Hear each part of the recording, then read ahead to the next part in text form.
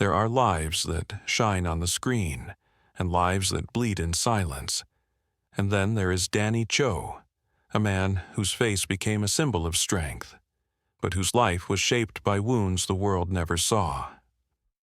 Before Hollywood turned him into a legend, he was just a broken child, a lost teenager, a prisoner trying to survive, a father trying to do better, and an old man still learning how to stand back up.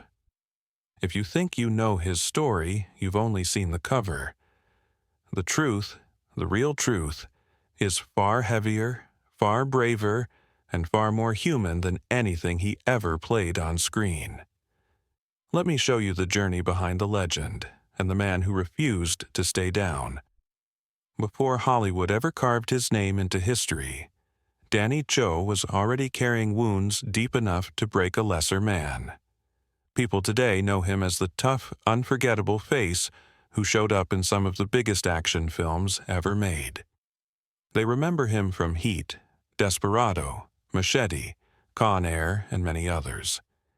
His look was impossible to forget, and his presence on screen made audiences pay attention even when he had only a few lines. He had a way of standing still that said more than a long speech. His eyes held a kind of truth, the truth of someone who had lived through real pain, and Hollywood noticed that immediately. Directors and actors often said he didn't need to act, because whatever he showed on screen came from something deep inside him, something he had carried long before fame. People often talk about him like a legend, a man who walked into Hollywood and immediately gave movies a new kind of power.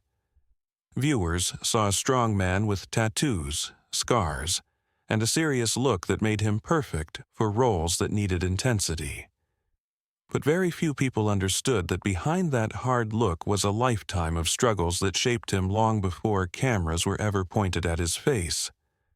While audiences admired the tough characters he played, his real life held much more pain than most of those roles ever showed. His fame made him look unbreakable, but inside he was carrying old wounds that had never healed. One of the things that made Danny stand out was his silence. Many actors talk a lot or show a lot of emotion, but he didn't need to. He could stay completely quiet, and somehow that silence felt louder than any shouting scene. When he looked at someone on screen, it felt like he could see straight through them. His calmness made him more intimidating, because it came from a place of real experience. Hollywood was fascinated by this. They had never seen anyone like him, someone who could express fear, anger, pain, and strength with just a look. That authenticity made directors want him in their films again and again. What most viewers didn't know was that his ability to look so strong came from surviving things most people could not imagine. The pain he carried from his past never left him. It shaped his expressions, his posture, and his energy. He didn't learn acting in a school. He learned it through life, through mistakes, fear, trauma, and loss. When he played a man trying to stay alive, it felt real because he had lived his own version of that story long before Hollywood. People often called him a real-life tough guy, but the truth is more complicated. He wasn't strong because life had been kind to him. He was strong because life had tried to break him, and he refused to stay down. That is why his performances felt so honest. He wasn't copying someone else's pain. He was remembering his own. He understood fear because he had lived with it. He understood anger because it had controlled him at times. He understood survival because it had been his only choice during many years of his early life. When people saw him in movies, they often forgot he was acting at all. His roles in films like Machete or Con Air became memorable because he didn't try to make them flashy. He gave them a grounded, honest feeling that came from real history. Even when he played villains or dangerous characters, people loved him because they sensed something more under the surface. They saw a man who wasn't pretending. They saw someone who had been shaped by a hard past, someone who knew what it meant to struggle. Hollywood built a legend around him, but behind that legend was a human being dealing with his own private battles. Behind the tattoos and the tough look was a man who had gone through addiction, childhood instability, the pain of broken marriages, and emotional wounds that never fully healed. Fame did not erase those struggles. It only hid them in public, while he continued to carry them in private. People admired his strength, but they didn't know how that strength had been formed. They didn't see the nights he spent thinking about the mistakes he made or the relationships he couldn't save. They didn't see the pressure he felt trying to stay clean, trying to stay stable, trying to be a better man than he once was. His story is not just about an actor becoming famous. It is about a man trying to rebuild himself while the world watched. His journey shows how someone can appear strong on the outside, but still deal with deep hurt on the inside. The public saw the legend, the powerful actor, the tough figure, the man who looked like nothing could shake him. But the private truth was that he was still learning how to live with the pain from his early life. He carried the weight of childhood trauma, the damage of addiction, the guilt from lost relationships, and the fear of repeating old mistakes. This script is meant to show the difference between who he was on screen and who he truly was in real life. It will explore the parts of his story most people never hear, the fear, the confusion, the loneliness, and the moments when he almost gave up. It will show how he rose, fell, rose again, and kept fighting through every challenge. It will reveal the human being behind the Hollywood legend, the man shaped by hardship but never controlled by it. Before he became famous, before the world knew his name, and before he stepped into a single film, something much deeper shaped his life. Something that changed him long before fame ever arrived. And to understand who he became, we have to go back to where his real story began. But before the legend existed, before Hollywood, before redemption, there was a child whose world shattered long before he even learned to speak. Some lives are marked long before they begin, carved by storms no child should ever have to survive. Danny Trejo's life started in one of those storms. He was born in 1944 in Echo Park, Los Angeles, a working-class neighborhood where families did their best with almost nothing. His earliest years were shaped by poverty, crowded rooms, and an environment where emotions often ran high because everyone was tired, stressed, and unsure how they would make it to the next month. Nothing about his childhood felt stable or calm. The house was always full of relatives, arguments, and pressure. There was no quiet corner, no sense of safety, and no space for a child to simply be a child. Money was always short. His family struggled to pay rent, buy food, and keep the home running. Some nights dinner was whatever they could put together. Blankets were thin, and people shared whatever space they could find to sleep. The adults around him were doing their best, but they were fighting their own battles. The stress in the house made the air feel heavy, and Danny learned early to stay alert, to watch people's moods, and to prepare for sudden changes. He didn't grow up with softness or comfort. Instead, he grew up learning how to survive in a home where peace appeared only in small, temporary moments. When he was still a toddler, a violent incident involving his father changed everything. The details were painful and frightening enough that the family made a quick decision. They had to leave. They packed what little they had and fled California in fear. They traveled through Texas, staying wherever they could, cheap rentals, borrowed rooms, and places that were barely safe. These weren't homes. They were temporary shelters that held them until the next move. For a small child, this kind of life leaves deep marks. Danny was too young to understand the reasons for the fear, but he felt it around him every day. The adults whispered in worried tones, doors were locked tightly, and no place stayed theirs long enough to feel familiar. During those years, instability was the only thing he knew. There were moments when food was limited, nights when cold air slipped into the room, and mornings when everyone had to leave again before settling in. Every move added another layer of uncertainty. Danny learned to keep quiet, to stay out of the way, and to accept that life could change suddenly without warning. Childhood is supposed to be a time of discovery and safety, but for him it was a time of constant movement and fear. Eventually, his father surrendered to authorities, and the family returned to Los Angeles. Danny was around 3 years old, still far too young to understand what was happening, yet old enough to feel the emotional weight around him.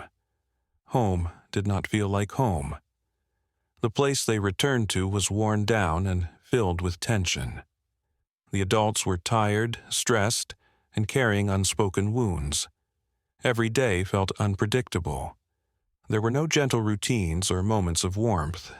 Instead, there was a constant sense of pressure, as if something could break at any moment. Not long after their return, Danny was sent to live with his grandmother. The house was small but filled with many relatives, each dealing with their own struggles. Space was limited, privacy didn't exist, and the environment was loud and crowded. His grandmother did what she could, but the home was built on survival, not emotional comfort. His grandfather, on the other hand, had a temper that could explode without warning. For a young child, this kind of atmosphere creates invisible wounds.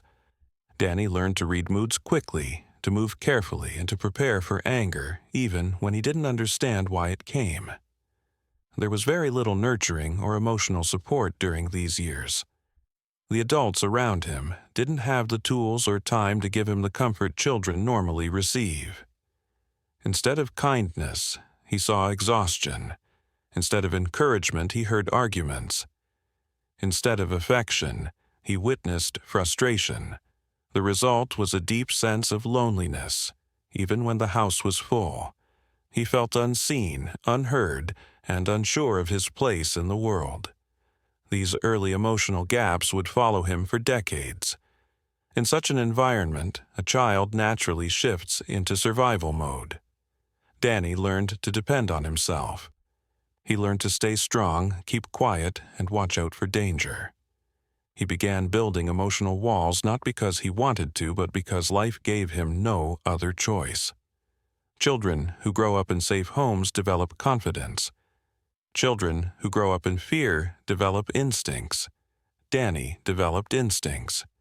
He learned how to sense trouble, how to avoid conflict, and how to protect himself emotionally. These patterns would later show up in his teenage years, in his time on the streets, and even in adulthood. What few people understand is how deeply childhood shapes who a person becomes. Before Danny ever became the man audiences saw on screen, he was that small boy standing in the middle of chaos, learning how to survive without comfort or guidance. The toughness people admired in him later in life didn't come from Hollywood. It didn't come from acting training.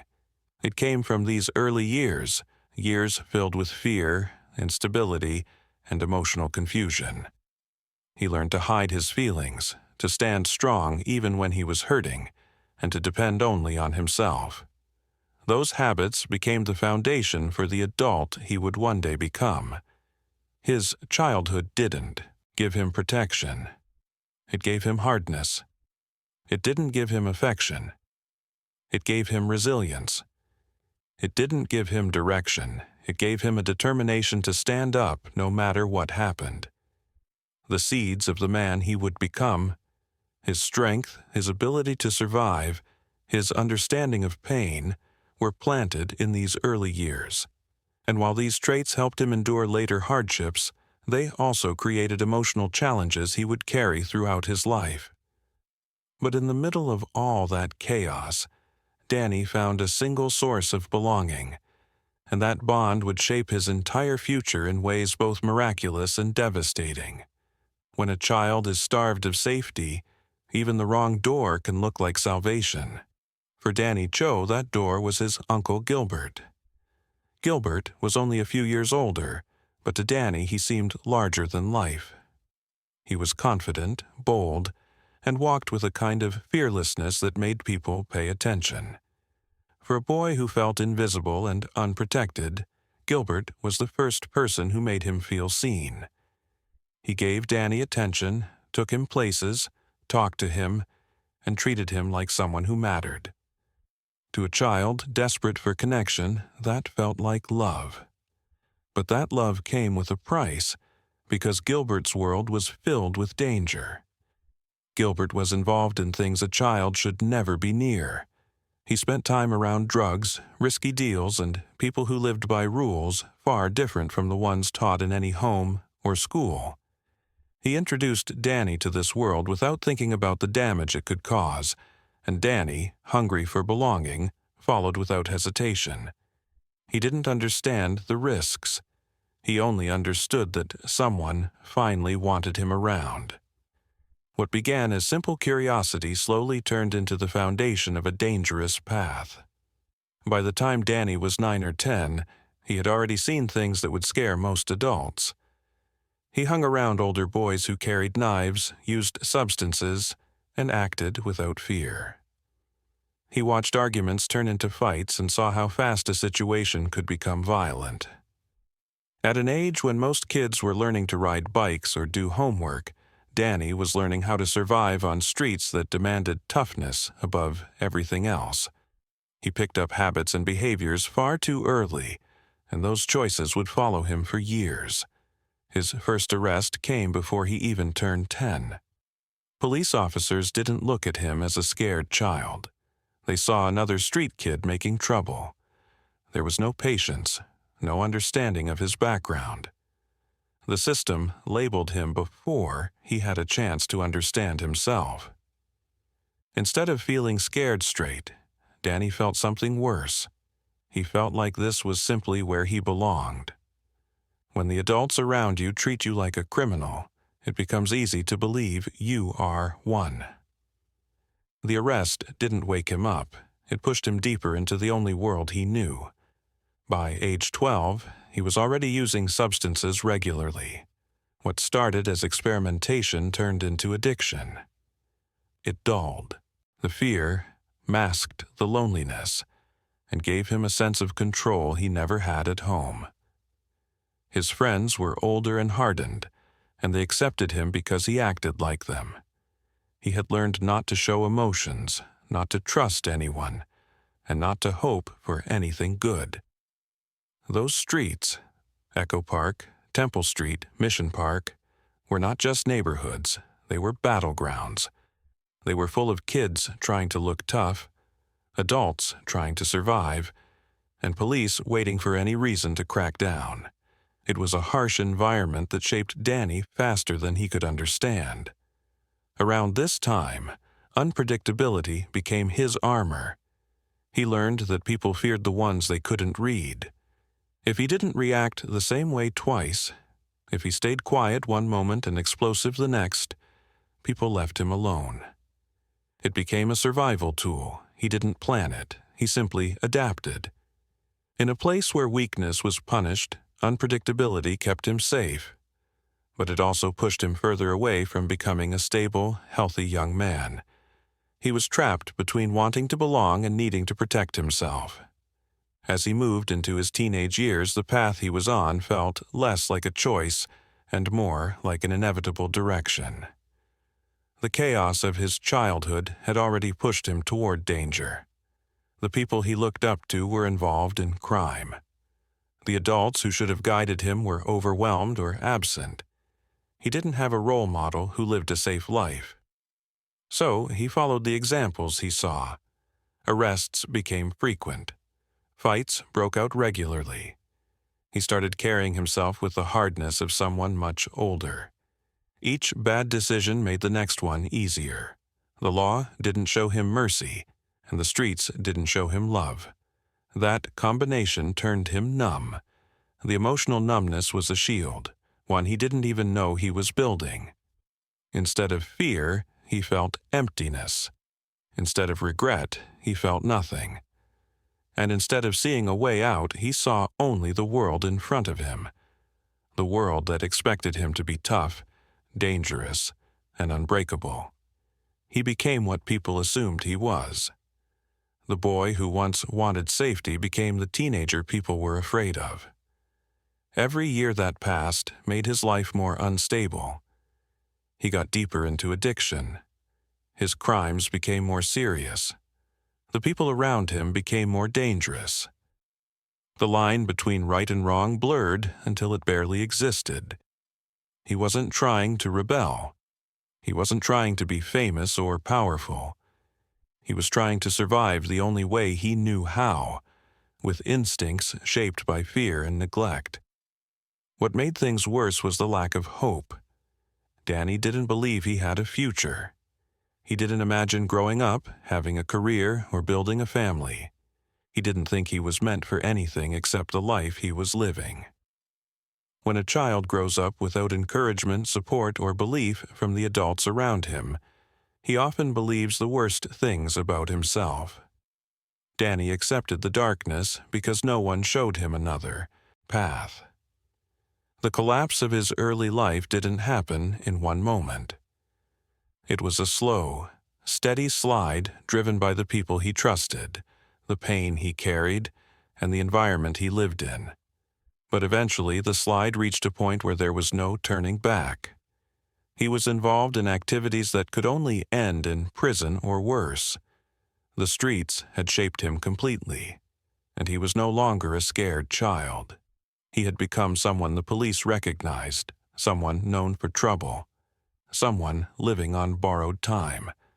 And then came the one mistake, the single decision, that didn't just change the course of his life, it ended it. Some men find God in church. Others find him in the dark corner of a solitary cell, when the world has already given up on them. For Danny Trejo, prison was not just a punishment. It was the place where his old life ended and a new one began, even if that change first appeared slow, painful, and almost impossible. After years of slipping deeper into crime and addiction, Danny was finally arrested for a serious offense involving undercover agents. This time, the law didn't treat him like a misguided kid. He was charged as a grown man, and the sentence was brutal, almost 10 years. There was no surprise in his reaction. By then, he believed this was the path his life was meant to follow. He had been running toward danger for so long that being caught felt like the natural ending. What he didn't know was that prison would become the beginning of a transformation he never expected. His journey through the prison system was like moving through different levels of hardship. First came Folsom, then Soledad, and finally San Quentin. Each one was known for violence, overcrowding, and men who lived on edge every single day. Prison wasn't simply a place where you served time. It was a world ruled by fear and survival. Every step, every look, every word mattered. A wrong move could lead to a fight, and a fight could lead to worse. Danny learned fast that prison demanded constant awareness. There were no safe corners, no peaceful moments. You survived by being tough, by watching everyone around you, and by never showing weakness. For many, prison breaks the spirit. But in Danny's case, it sharpened certain parts of him while forcing others to disappear. It taught him how to stand his ground and how to stay alive, but it also deepened the emotional numbness he had carried since childhood. He didn't trust anyone. He didn't open up. He moved through the yard like a man who expected nothing from the world except more pain. But inside that harsh environment, he found one unexpected refuge: boxing. The prison yard had a small ring where inmates trained, fought, and proved themselves through skill rather than violence alone. Boxing became the one place where Danny felt a sense of purpose. He trained hard, pushing himself physically and mentally.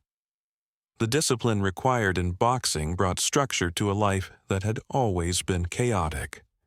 He wasn't fighting for glory. He was fighting to survive another day. Over time, he became good. So good that he won the lightweight and welterweight titles inside the prison system. This gave him respect among inmates and officers. But more importantly, it gave him something he had never felt before. Achievement that came from effort, not from crime or fear. For the first time in his life, he began to see a small light inside the darkness. That light nearly went out completely in 1968. During a riot, chaos exploded across the prison yard. People ran, objects were flying, and anger mixed with fear until it was impossible to tell who was the target and who was simply caught in the middle. In that confusion, Danny made a split-second decision. He threw a small rock, an action that seemed insignificant in the moment, but its consequences were enormous. Prison guards believed he had attacked an officer. Suddenly, he found himself facing the possibility of a serious charge that could have kept him locked away for decades. He was placed in solitary confinement, not just anywhere, but in a part of the prison reserved for men awaiting the most severe punishment. The cell was cold, small, and silent. The hours turned into days, and the days turned into endless time alone with his thoughts. For the first time, he truly believed he would never walk out again. The fear that he had always pushed aside finally broke through. He felt the weight of every mistake he had ever made, and the future he had assumed would be short now seemed terrifyingly final. It was in that darkness that he whispered his first prayer, "If you're real, let me live." He wasn't bargaining for freedom. He wasn't asking for a miracle career or a second chance at life. He simply wanted the chance to survive, to breathe beyond those walls. It was a small prayer, a quiet moment, but one that stayed with him for the rest of his life. Then, something unexpected happened. No one came forward to testify against him. The charges were dropped. Maybe it was luck, maybe it was timing, maybe it was something greater. Whatever the reason, Danny walked out of solitary, shaken but alive. He never forgot that moment. To him, it felt like the first real sign that life might still hold something for him beyond violence and fear. When he was finally released in 1969, the world outside felt strange. The sunlight looked different. The air felt unfamiliar. He walked out with nothing but the clothes he was given. No money, no job, and no plans. But he also walked out with a decision. He didn't want to go back to the life that had nearly killed him. The early days after his release were difficult. He worked whatever jobs he could find: landscaping, washing dishes, cleaning, construction. There was nothing glamorous about these tasks, but for the first time, he took pride in doing honest work. He also attended recovery programs, learning sobriety step by step. It wasn't easy. Some days he felt like he was losing the fight. But he kept showing up, kept listening, kept trying. Slowly, he started rebuilding himself from the ground up. Counseling became an important part of his life. He learned how to face the emotions he had ignored for years. He learned how to take responsibility without drowning in guilt. He learned how to be around people without fearing them. It wasn't a fast process. It wasn't a smooth journey. But each small step helped him grow into someone more stable and more aware. The discipline he learned in boxing helped him develop discipline in life. He worked hard, stayed sober, avoided old habits, and tried his best to help others who were struggling. He understood their pain because he had lived it. He didn't know it yet, but these quiet years of recovery and hard work were preparing him for something he never imagined. And just when he thought he had escaped the darkest chapter of his life, a single phone call pulled him toward the destiny he never saw coming. He didn't chase Hollywood. Hollywood collided with him, like fate correcting its own timeline. By the mid-1980s, Danny Trejo had been out of prison for years, working honestly, staying sober, and trying to help others who were struggling with addiction. He didn't dream about movies, fame, or entering the entertainment world. His only goal was to stay clean and support anyone who needed guidance. In 1985, he received a phone call from a young man he had been mentoring in recovery. The man was shaking, overwhelmed, and afraid he would relapse while working on a film set. Without hesitation, Danny agreed to come help him. He wasn't thinking about opportunity. He was thinking about saving someone from the pain he once lived through. When he walked onto the set of the movie Runaway Train, he didn't look like a hopeful actor. He looked like someone who had survived real battles. His face, his posture, and his presence held a kind of truth that no acting coach could teach. People on the set noticed him immediately, but the most surprising reaction came from Edward Bunker, a writer and former inmate. Bunker recognized Danny from their time in San Quentin. He stared at him for a moment and then asked a simple question. "Do you still box?" That one question became the bridge between his old life and a future he never imagined. Bunker told the director about Danny's background, his strength, and the authenticity he carried. Without asking for an audition or a resume, the director gave him a role on the spot. There were no expectations, no pressure, no Hollywood dreams attached, but the moment the camera pointed at him, something clicked. All the pain, survival, discipline, and real-life experience he carried came through naturally. He didn't have to pretend to be tough. He was tough. He didn't have to imitate fear. He knew what real fear felt like. His performances came from a place deeper than technique. They came from the life he had lived. People on the set noticed that his presence was raw, real, and magnetic. He didn't deliver smooth lines like trained actors, but when he looked into the camera, it felt like the truth was staring back. Directors liked this. They understood that no schooling could produce what he brought naturally. Soon, more roles started appearing. Danny didn't think about being famous. He simply treated every job like a responsibility. He arrived on time, took direction seriously, and respected everyone on set. That kind of humility, mixed with his intensity, made him easy to cast again and again. For years, he worked long days, 14 to 16 hours, sometimes jumping from one movie set to another without rest. He appeared in more than 20 films a year at times, taking whatever roles were offered. There was no glamour. There were no luxury trailers or special treatment. Many jobs paid very little, sometimes only $50 a day. But Danny never complained. After everything he had been through, honest work felt like a gift. He didn't see small roles as unimportant. He saw them as chances to prove himself and stay focused on a better life. Hollywood often cast him as inmates, enforcers, or dangerous men. Most actors might have felt insulted by these stereotypes. Danny didn't. Instead, he used each role to honor the real people he had known in prison and on the streets. He didn't play them as jokes or as empty villains. He played them as real men with real pain. This gave depth to roles that were usually one-dimensional. Directors noticed. Audiences noticed. Slowly, his reputation grew, not as a star, but as someone who brought power to every scene he entered. Then came the films that pushed him into global recognition. In Heat, his short scenes still left a strong impression. In Desperado, he played Navajas, a knife-throwing assassin who became iconic even without many lines. From Dusk Till Dawn added to his cult following. Con Air showed him to huge worldwide audiences.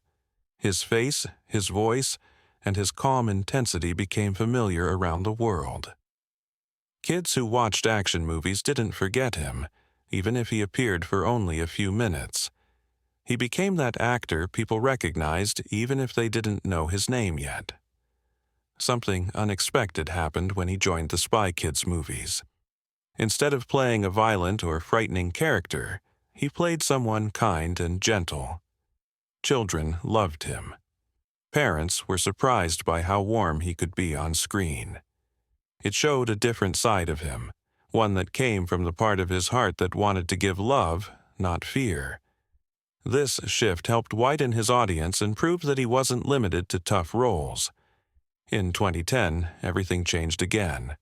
Director Robert Rodriguez created the movie Machete specifically for Danny. It was the first time he wasn't just part of the cast, he was the star. He led the film, carried the story, and became a global action icon at an age when most actors slow down. The movie earned more than $44 million, launched a sequel, and turned him into a legendary figure in pop culture. For someone who once earned $50 a day, he was now making real money and building a new life with recognition he never expected. His journey from prison inmate to Hollywood star was something no one could have predicted. It wasn't planned, it wasn't chased. It happened because he stayed disciplined, stayed honest, and showed up when people needed him. His life proved that second chances are real, and that sometimes the path to success comes from simply being yourself. But while the world saw an unstoppable force on screen, his private life was quietly splintering, one heartbreak at a time. The toughest battles aren't fought with fists, they're fought at home, in silence, between two people trying not to lose each other. Danny Trejo understood pain from the streets and from prison, but the pain that came from relationships cut in a different, deeper way. Over the course of his life, he was married 4 times, and each marriage ended with a kind of heartbreak that stayed with him long after the papers were signed. Love was something he wanted, something he chased, and something he tried hard to protect. But the wounds he carried from his childhood and early life made it difficult for him to build the stability he wished for. His first marriage took place when he was still very young, before Hollywood, before recovery, and even before he understood who he was. He married a woman he cared for deeply, but the relationship was fragile from the start. They were living in poverty, struggling every day just to survive. There was no solid foundation, no emotional support, and no space to grow together. Danny was still dealing with addiction, instability, and confusion. He wasn't ready to be the partner she needed. Their home was full of stress and fear, and the arguments became more frequent as their lives grew harder. The marriage didn't explode. It slowly cracked under the weight of everything they couldn't handle. When it finally ended, it left a quiet but painful mark on him. He lost not just a partner, but the first chance he ever had at building a real home. His second marriage brought both love and a life-changing responsibility. With Diana Walton, he found someone gentle and caring, someone who believed in the possibility of a better future with him. Their relationship led to one of the most important moments of his life. The birth of his son, Danny Boy. Holding his son for the first time changed him in a powerful way. It made him want to be better, stronger, and more stable. He wanted to break the cycle of pain he had experienced as a child. But wanting to be a good father and knowing how to be one were 2 different things. He was still fighting his own inner battles: addiction recovery, emotional wounds, and the struggle to stay away from the life he had known for so long. Although he loved Diana and adored his son, the weight of his past still followed him. Arguments, misunderstandings, and emotional distance slowly pulled their marriage apart. When Diana left with their son, it shattered Danny in a way the streets and prison never had. Losing that home, losing the daily moments with his child, and feeling like he had failed as a husband and father remained one of the deepest regrets of his life. Even though he stayed present and supportive in Danny Boy's life later on, the pain of losing that first family stayed with him forever.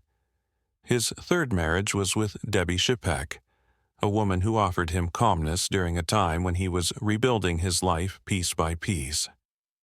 She was kind, supportive, and gentle, exactly what someone with his past needed. She didn't judge him for his history. She saw his effort, his hard work, and his desire to grow. With her, he experienced a kind of soft love he had never known before. But emotional wounds don't disappear easily. Danny's past trauma caused him to pull away whenever he felt overwhelmed or afraid of failing. Debbie could see his struggle. She tried to understand, but the emotional weight became too heavy for both of them. The marriage ended quietly, with sadness instead of anger. Danny never spoke badly of her. He remembered her as someone who cared for him during a very vulnerable chapter of his life. His fourth marriage, to Debbie Shreve, became the closest thing to the family he had always dreamed of. They married in 1997, and for a while, life looked hopeful. They had children together and built a home filled with noise, warmth, and daily routines. For Danny, this was the first time he truly felt like he had a stable family life. He loved being around his kids, watching them grow, and experiencing moments he had missed with his first son. But as his Hollywood career exploded, the pressure on their marriage increased. He was constantly filming, sometimes working 14 or 16 hours a day, and spending long periods away from home. Debbie handled the house, the kids, and everyday challenges alone.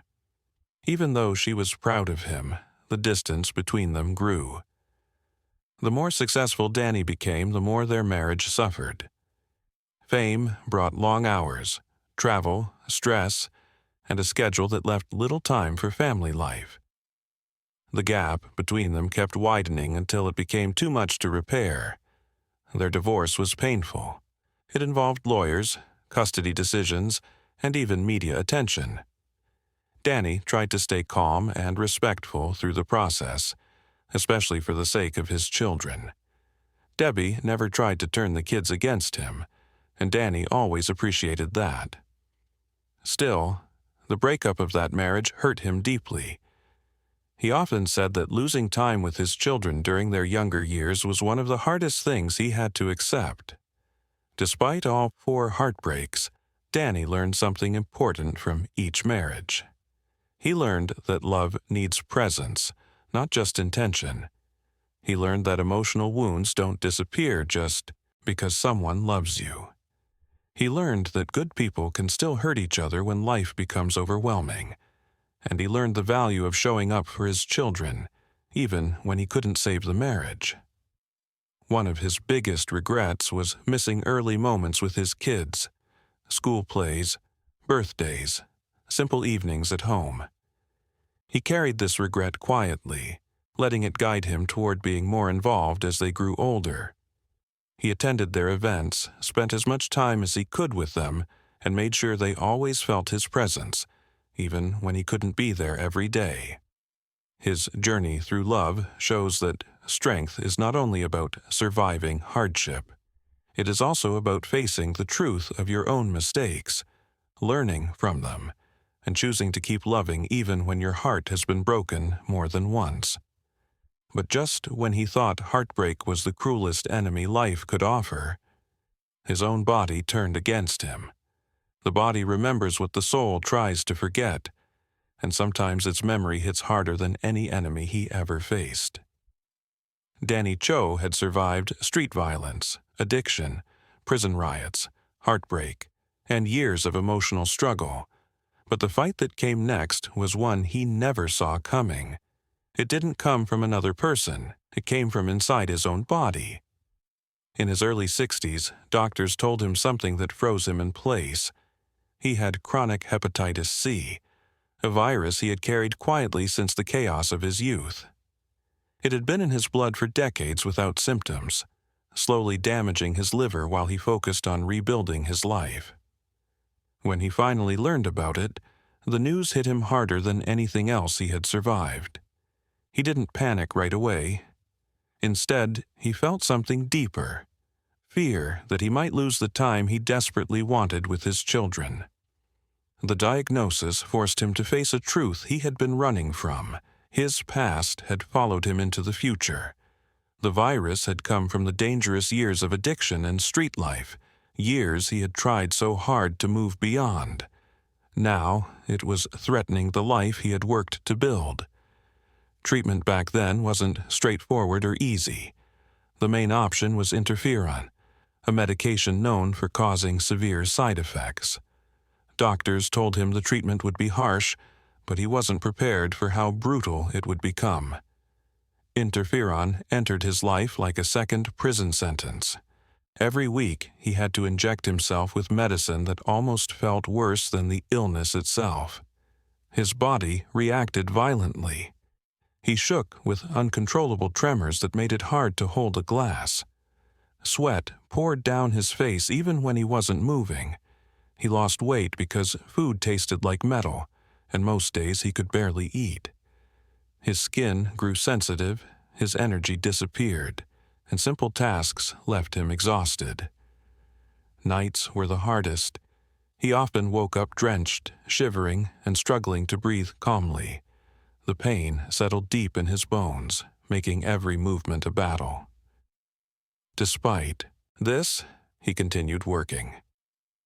Even when his legs felt weak and his arms trembled, he showed up to film sets because he didn't want to lose the life he had earned.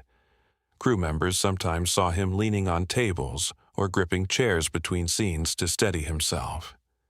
But he never complained. He refused to let anyone see how much he was suffering. He believed that if he stopped working, he might lose his career, his income, and the ability to support his children. So he pushed through the pain, day after day, telling himself that stopping was not an option. What frightened him most wasn't the physical suffering. It was the fear that he might not live long enough to see his kids grow up. His son, Gilbert, and his daughter, Danielle, were young at the time. He wanted to be there for birthdays, graduations, and the simple everyday moments he had missed with his older children. The idea of leaving them early broke him in a way even prison hadn't. He often said later, "I wasn't scared of dying for myself. I was scared of dying for my kids." That fear became the fuel that kept him fighting through the treatment. In 2010, after months of brutal injections, endless side effects, and days when he could barely stand, doctors finally gave him the news he had been praying for. The virus was gone. He sat there, quiet, letting the relief wash over him. It wasn't a moment of shouting or tears. It was a slow breath, a feeling of release, like a weight had finally been lifted. Being cured didn't erase the pain he had gone through, but it gave him something he had been missing for years: hope. He had survived another war, one that no one could see but one that had tested him more deeply than any physical fight. But being cured didn't mean he returned to perfect health. His body carried permanent damage from the virus. His liver had scars. His immune system wasn't as strong. And the years of physical strain, fights, stunts, accidents, and a lifetime of hard living had taken their toll. He developed chronic back pain that sometimes locked him in place when he tried to stand. Old injuries from a car crash, and moments where he pushed himself too hard continued to follow him into his later years. Even with all this pain, Danny refused to slow down completely. At around 80 years old, he still walked into a small gym near his home several times a week. His routine wasn't about looking strong or showing off. It was about staying alive. Lifting light weights, stretching, and doing basic exercises became a form of medicine. He moved slowly but with determination. Each workout was a reminder that he was still fighting, still choosing life, and still refusing to give in to the pain that tried to control him. Discipline became his daily therapy.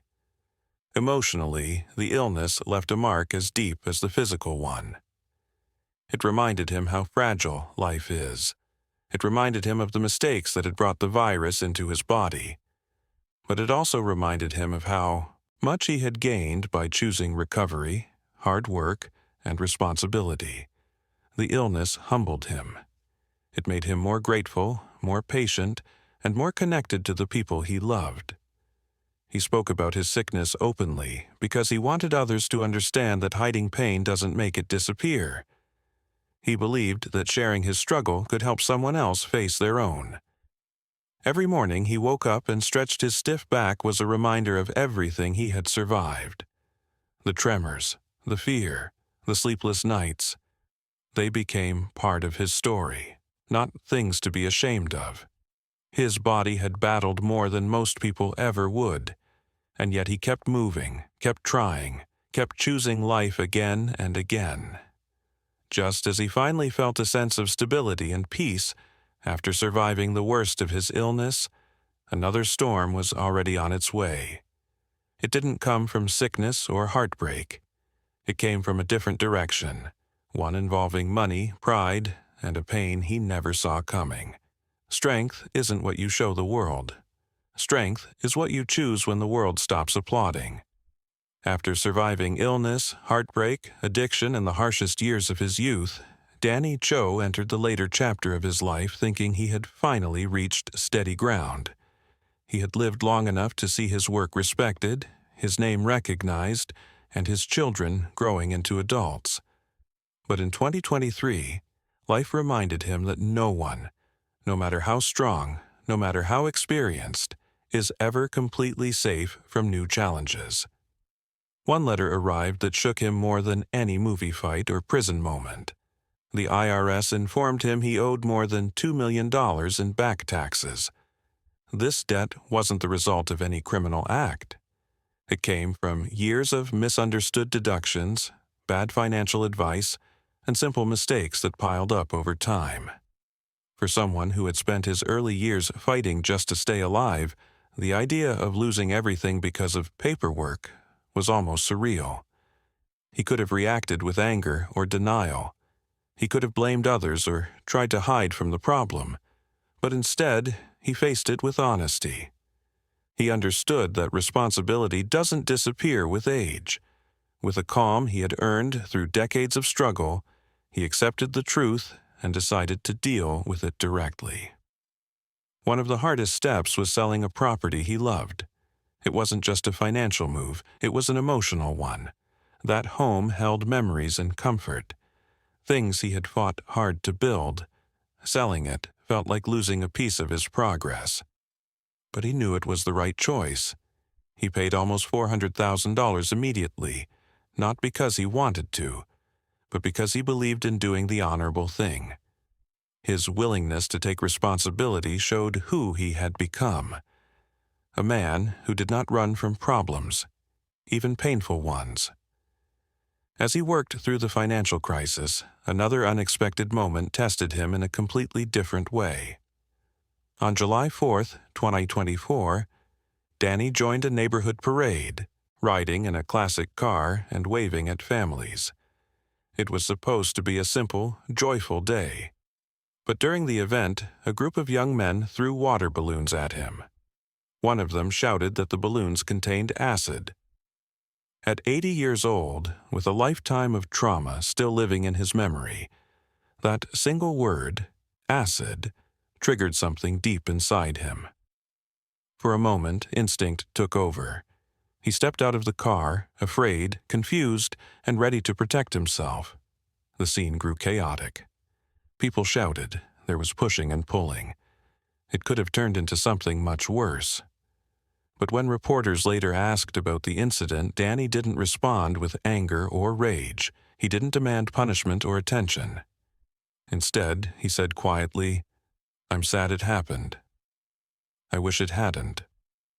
That gentle response surprised many people. The world expected the tough fighter from his movies. Instead, they saw a man choosing peace. They saw someone who understood that reacting with kindness takes more strength than reacting with violence. Now, at 81, Danny lives a life that looks nothing like the chaos he survived in his youth. He owns a simple home in Los Angeles, not the type of mansion people expect from a Hollywood name. His house is clean and modest, with a small yard he waters himself. He has a quiet routine, morning coffee, light exercise, and moments of reflection. He spends time answering messages, reviewing small film projects, and keeping in touch with his children. The simplicity is intentional. After everything he has been through, peace matters more than luxury. His charitable work remains one of the most meaningful parts of his life. He has donated well over 6 figures to causes he believes in, but the impact he makes goes far beyond money. His restaurants have fed homeless people for free. He shows up at recovery centers without cameras, speaking to people who are fighting the same battles he once fought. He visits prisons to talk to inmates who are struggling to see hope. When he hands someone a meal or looks them in the eye and says, "You're worth saving," it carries weight, because the words come from someone who lived that truth. Physical pain still follows him daily, but he doesn't let it control him. He goes to the gym several times a week, lifting small weights and stretching. The goal isn't to look strong. The goal is to stay alive and grateful. Exercise helps him manage his pain and clears his mind. He often reflects on his life during these moments, thinking about the people he lost, the mistakes he made, and the lessons that shaped him. His relationship with his grown children brings him some of his greatest joy. Gilbert, his son from Diana Walton, works behind the camera, and Danny feels proud seeing him build a career in storytelling. His daughter Danielle, with her creative spirit, brings laughter and warmth into his life. His younger children, from his marriage with Debbie Shreve, also remain close to him. He makes every effort to attend their birthdays, events, and special moments. He knows he missed a lot when they were young, so he shows up now with full presence and sincerity. With age has come wisdom. Danny understands things now that he couldn't comprehend in his earlier years. He knows that life is not about being perfect. It's about trying again after each mistake. He knows that strength isn't measured by how loud or intimidating someone is, but by how they handle the moments that test their character. He knows that redemption is not a single event.